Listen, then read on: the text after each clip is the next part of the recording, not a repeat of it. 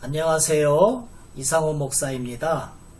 총회 구역공과 해설, 오늘은 제43과 신뢰함으로 받는 결실입니다.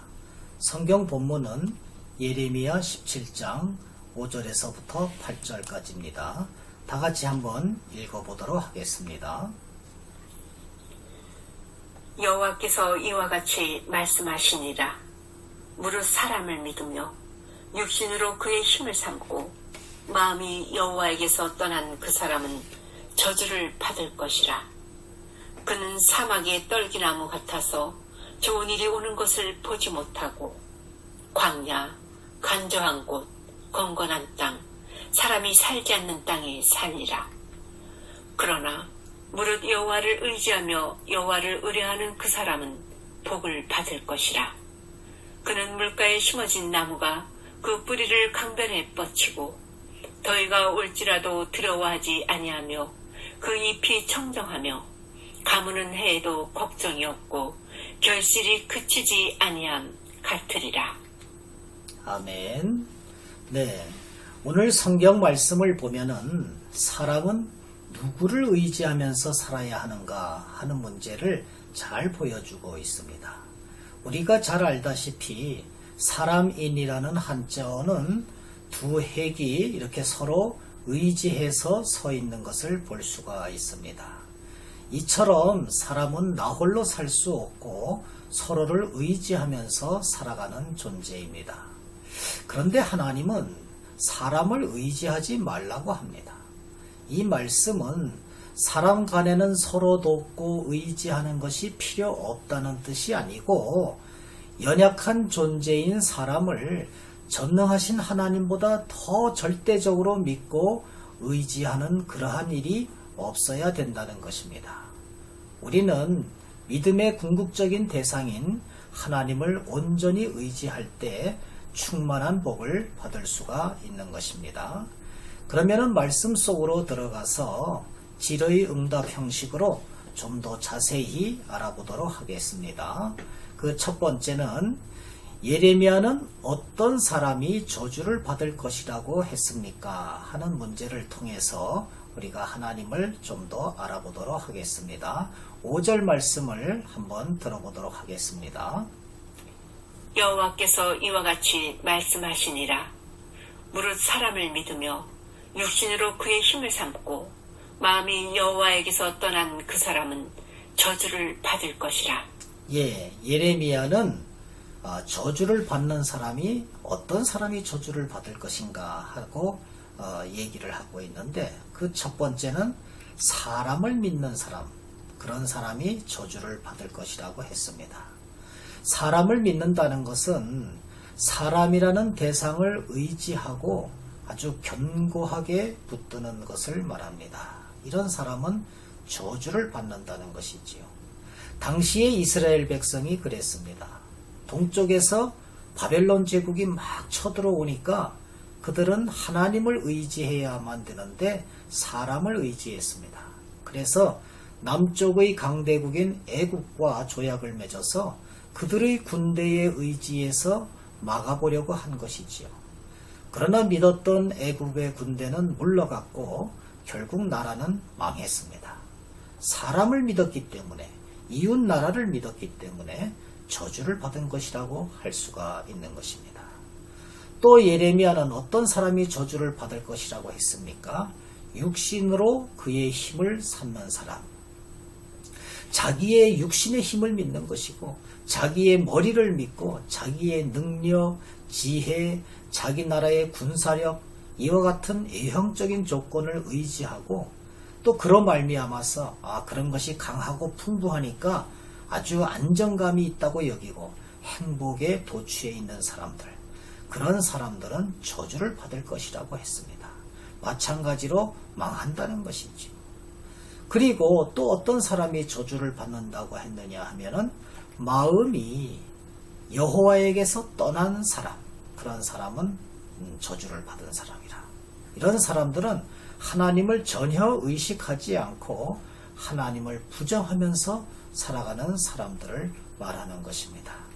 그러면은 이제 두 번째 문제로 넘어가서 한번 또 알아보도록 하겠습니다. 2번, 예레미야는 저주받은 상태를 어떤 모습으로 비유하고 있습니까? 하는 문제입니다. 1번 문제는 어떤 사람이 저주를 받느냐 하는 것이고, 2번 문제는 저주받은 사람들의 모습은 어떤 것인가 하는 것이지요. 우리 6절을 한번 들어보도록 하겠습니다. 그는 사막의 떨기나무 같아서 좋은 일이 오는 것을 보지 못하고 광야, 간조한 곳, 건건한 땅, 사람이 살지 않는 땅에 살리라. 예, 오늘 6절 말씀을 보니까 저주받은 사람들의 그 모습을 표현하고 있는데, 어떻게 표현하고 있느냐 하면은 마치 사막의 떨기나무 같다, 이렇게 표현을 하고 있습니다. 사막의 떨기나무는 왜 저주받은 걸까요? 좋은 일이 오는 것을 보지 못합니다. 그것이 갖고 있는 그러한 환경이 너무나도 나쁩니다. 즉, 어떤 곳에 사막의 떨기나무가 있습니까?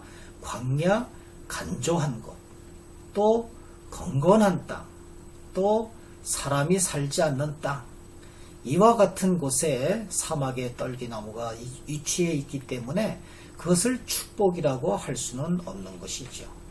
광야에 간조한 것이라는 것은 사람이 살지 않는 땅을 말하는데, 그것은 바로 이 땅에 비가 안 와서 메말라 비틀어진 땅을 의미하는 것이죠.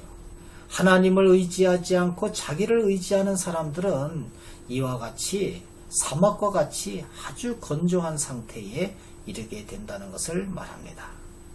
또 건건한 땅이 나오는데, 이 건건하다는 것은 소금기가 있는 것을 말합니다. 우리가 음식을 만들어 먹을 때 좀 건건하다 하면은 좀 짭짤하다, 좀 이런 뜻이 아니겠습니까?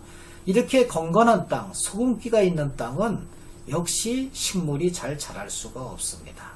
그러한 땅과 같은 곳에 위치해 있는 것이 사막의 떨기나무이기 때문에 좋은 것을 볼 수가 없다는 것이지요. 이와 같이 하나님을 떠난 사람, 저주를 받은 사람은 생명력이 없고 메마른 삶을 살게 된다는 것을 의미하고 있습니다. 그러면 세 번째 문제로 한번 넘어가 보도록 하겠습니다. 예레미야는 어떤 사람이 복을 받을 것이라고 말씀하고 있습니까? 하는 문제입니다. 즉, 1번과 2번 문제는 어떤 사람이 저주를 받는 사람이고, 또 그 사람들의 상태는 어떤 것인가 하는 문제였다면, 3번, 4번의 문제는 어떤 사람이 복을 받을 것이며 복을 받은 사람의 모습은 어떤 것인가 하는 것을 물어보는 문제라고 할 수가 있습니다. 우리 7절 말씀을 한번 들어보도록 하겠습니다. 그러나 무릇 여호와를 의지하며 여호와를 의뢰하는 그 사람은 복을 받을 것이라. 네, 오늘 7절 말씀해 보니까 복을 받을 사람은 어떤 사람이냐? 사람을 의지하지 않고 오직 여호와를 의지하는 사람, 또 여호와를 의뢰하는 그 사람은 복을 받을 것이라, 이렇게 말씀을 하고 있는 것입니다. 무릇 여호와를 의지하고 의뢰하는 사람이라고 이렇게 말씀을 해도 되는데, 여호와를 의지하는 사람, 여호와를 의뢰하는 사람, 이렇게 여호와를 두 번씩이나 넣은 것은 강조한다는 의미가 있습니다. 즉, 어떤 특정한 사람이나 특정한 나라나 군사력이나 지혜를 의지하는 것이 아니라 전능하신 하나님만을 의지하고 의뢰할 때에 그 사람은 복을 받는다 하는 것이 오늘 예레미야 선지자의 말씀인 것입니다. 그러면은 마지막 네 번째 문제로 넘어가서 예레미야는 복받은 상태를 어떤 모습으로 비유하고 있습니까? 하는 문제입니다. 이 문제를 통해서 또 복받은 상태의 모습을 우리가 한번 알아보도록 하겠습니다. 8절 말씀을 한번 들어보도록 하겠습니다. 그는 물가에 심어진 나무가 그 뿌리를 강변에 뻗치고 더위가 올지라도 두려워하지 아니하며 그 잎이 청정하며 가무는 해에도 걱정이 없고 결실이 그치지 아니함 같으리라. 아멘. 예. 하나님을 의지하지 않고 사람을 의지하는 사람은 사막의 떨기나무와 같이 아주 황폐하지만은 저주를 받지만은 하나님을 의지하는 사람은 물가에 심어진 나무와 같다. 그렇게 성경은 표현하고 있습니다.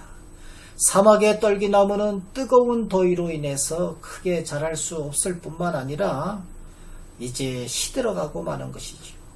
반면에 물가에 심어진 나무는 아무리 햇볕이 내리쬐어도 더위가 올지라도 마르지가 않습니다. 사람도 마찬가지입니다. 사람을 적극적으로 신뢰하고 육신의 힘을 믿으면서 그 마음이 하나님에게서 떠난 사람은 광야 같은 혼란 속에서 쓰러지고 말지만은 오직 하나님을 의지하고 의뢰하는 인생은 형통할 수밖에 없습니다. 생명을 지탱할 생수의 근원이신 하나님께서 그의 곁에 계시기 때문입니다. 물가에 심어진 나무는 해가 쨍쨍 내리쬐고 더워도 그 물이 항상 접촉할 수가 있고 그 물로 말미암아서 살아갈 수 있는 것과 마찬가지로 하나님을 의지하고 하나님을 신뢰하는 사람은 아무리 고통이 따르고 험난한 환경이 조성된다고 할지라도 생수의 근원이신 영생수의 근원이신 하나님께서 그의 곁에서 항상 말씀을 주시기 때문에 항상 싱싱한 인생, 좋은 인생을, 형통한 인생을 살아갈 수가 있다는 것입니다. 그러므로 우리는 결론적으로 물가에 심어진 나무처럼 생수의 근원 되시는 하나님을 온전히 신뢰함으로써 형통한 인생이 되어야만 되겠습니다. 저와 여러분들이 어떠한 악조건 속에서도 하나님의 말씀만 가까이 하면은 이제 형통한 인생이 된다는 것을 깨닫고 또한 천국 가는 그날까지 하나님께서 견인해 주신다는 것을 깨닫고 말씀을 사모하는 그러한 인생이 되시기를 간절히 축원드립니다. 감사합니다.